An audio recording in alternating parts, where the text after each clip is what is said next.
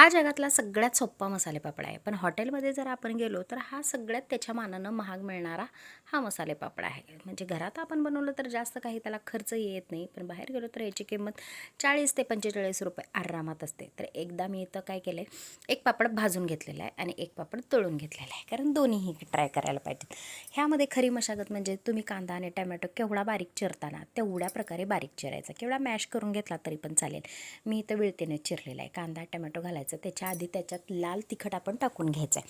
म्हणजे लाल आपली बेडगे मिरचीचा मसाला असतो तो. त्यानंतर काकड्या टाकलेल्या आहेत, तर कांदा आणि टमॅटो बारीक चिरून टाकलेला आहे. इथे एक मी पेरी पेरी मसाला वापरलेला आहे, जो इडलीपासून मॅगीपर्यंत ते पापडापर्यंत सगळ्याला उपयोगाला येतो हा मसाला.